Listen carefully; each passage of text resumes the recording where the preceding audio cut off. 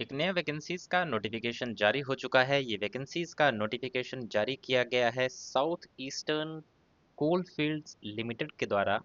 ये ऑर्गेनाइजेशन भारत सरकार के अंतर्गत कार्य करने वाली एक ऑर्गेनाइजेशन है, जो कि कोल इंडिया लिमिटेड की एक सब्सिडियरी है। और यहाँ पर वैकेंसीज का रेगुलर परमानेंट वैकेंसीज का एप्लीकेशन फॉर्म जारी किया गया है। नई वैकेंसीज की आज के इस वीडियो में बात करेंगे। कौन कौन सी पोस्ट यहाँ पे निकली हैं, कितनी नंबर ऑफ वैकेंसीज हैं, कैसे आपको इसके लिए आवेदन करना है और क्या इसमें आपकी चयन प्रक्रिया होने वाली है, वो सारी बातें स्टेप बाय स्टेप इस वीडियो में आगे हम देखने वाले हैं।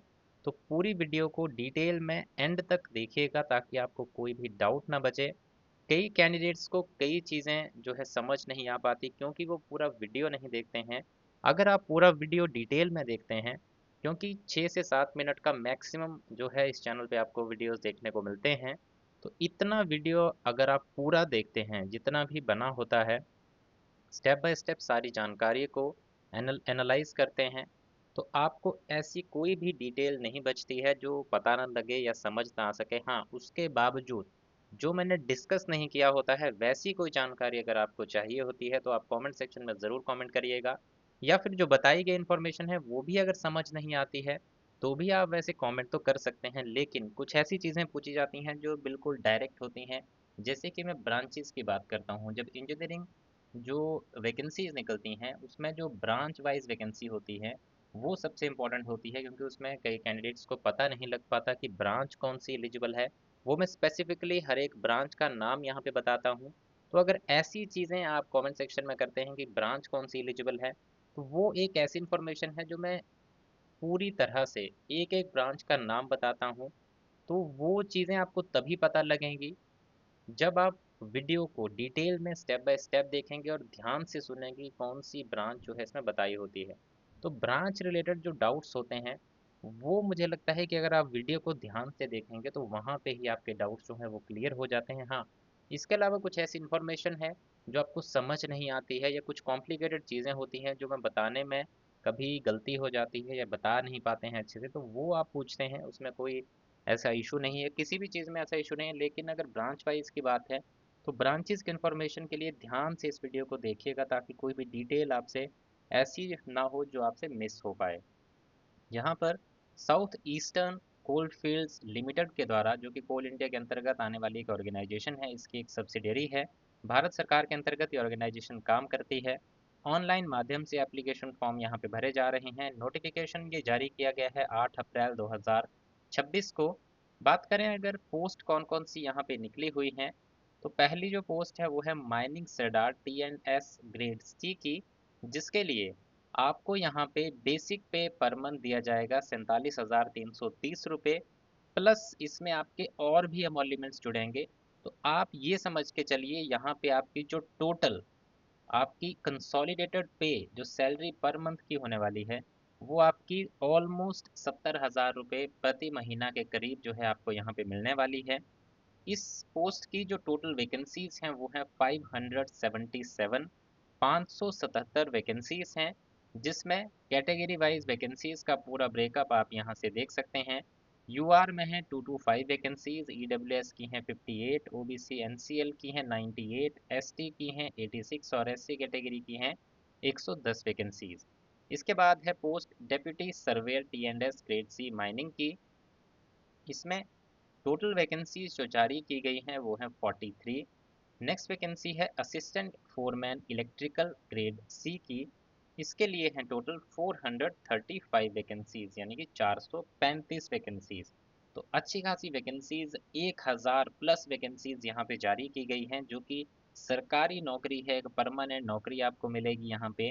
अब इसमें बात करें आपके क्वालिफिकेशन क्राइटेरिया की, क्वालिफाइड आप कितने होने चाहिए, क्या एलिजिबिलिटी क्राइटेरिया जो है इसमें आपका मांगा गया है। तो इसमें जो पहली पोस्ट है mining sirdar in technical and supervisory grade C में, इसके लिए आप मैट्रिक पास होने चाहिए या फिर आपने डिप्लोमा किया होना चाहिए माइनिंग इंजीनियरिंग का, जो कि 3 साल की ड्यूरेशन का होना चाहिए। या फिर अगर आपने डिग्री की है माइनिंग इंजीनियर में, तब भी आप इस एप्लीकेशन फॉर्म को भर सकते हैं। दूसरा, valid mining sirdarship certificate of competency आपके पास होना चाहिए, और साथ ही साथ आपके पास वैलिड गैस टेस्टिंग सर्टिफिकेट होना चाहिए, वैलिड फर्स्ट एड सर्टिफिकेट आपके पास होना चाहिए। दूसरी जो पोस्ट है deputy surveyor technical and supervisory grade C की, इसके लिए आपके पास जो है मैट्रिकुलेशन किया होना चाहिए, या फिर डिग्री या डिप्लोमा होना चाहिए माइनिंग इंजीनियरिंग का, या फिर माइन सर्वेइंग इंजीनियरिंग का। आपके पास सर्वेयर्स सर्टिफिकेट ऑफ कॉम्पिटेंसी होना चाहिए, तो आप इस पोस्ट के लिए एप्लीकेशन फॉर्म भर सकते हैं। नेक्स्ट है असिस्टेंट फोरमैन की पोस्ट, जिसके लिए आप मैट्रिक पास होने चाहिए, आपने डिप्लोमा या फिर डिग्री की होनी चाहिए इलेक्ट्रिकल इंजीनियरिंग में, तो आप इस एप्लीकेशन फॉर्म को भर सकते हैं। एप्लीकेशन फॉर्म को भरने की अगर लास्ट डेट की बात करें, तो एप्लीकेशन फॉर्म भरने की लास्ट डेट है 14 मई 2026। 14th of May 2026 is the last date for application form submission.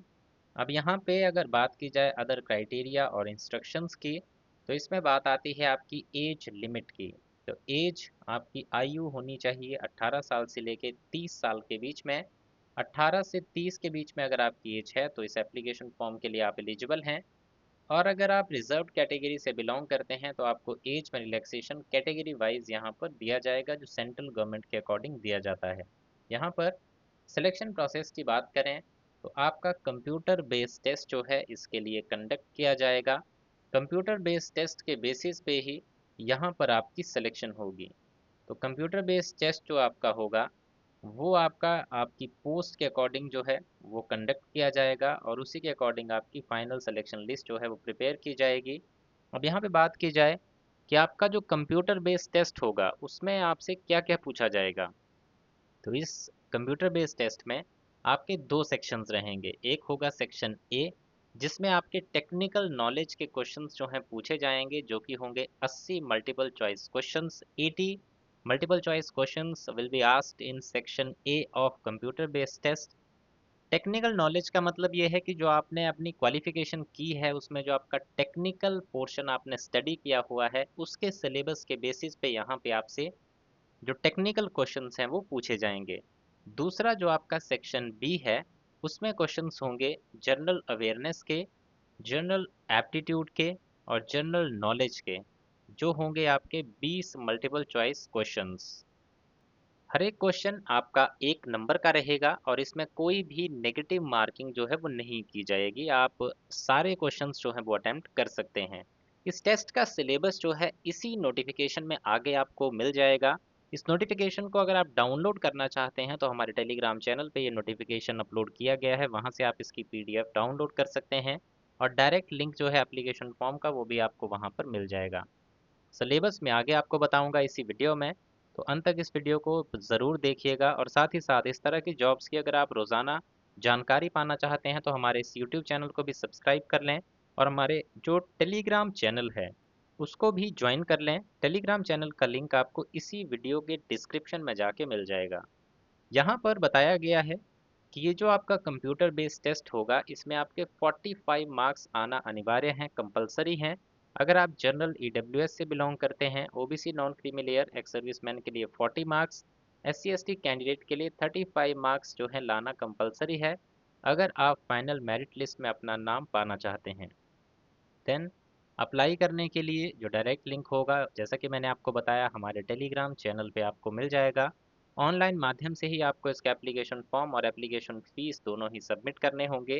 Application fees यहाँ पर आपको पे करनी होगी 1180 रुपये की। इसमें 1000 रुपये आपकी फ़ीस प्लस जीएसटी 180 रुपीज़ आपका इसमें जो है वो आपको देना होगा। टोटल 1180 रुपये फ़ीस आपको पे करनी है।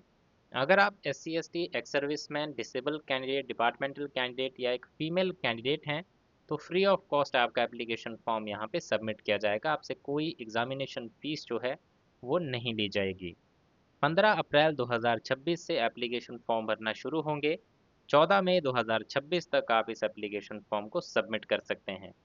इसमें जो आपका सिलेबस है वो लास्ट में जो आपका एनेक्चर ए होगा उसमें आपको देखने को मिल जाएगा, या फिर इसमें अगर आपको वो सिलेबस की कॉपी नहीं मिलती है तो अलग से जो इनका सिलेबस जारी होगा, जैसे ही जारी होगा उसकी जो पीडीएफ कॉपी है वो आपको हमारे इसी टेलीग्राम चैनल पे मिल जाएगी। जैसे ही वो जारी होगी उसकी अपडेट हम अपने टेलीग्राम चैनल पे अपडेट कर देंगे, या फिर इसी यूट्यूब चैनल पे भी वो अपडेट आपको मिल जाएगी।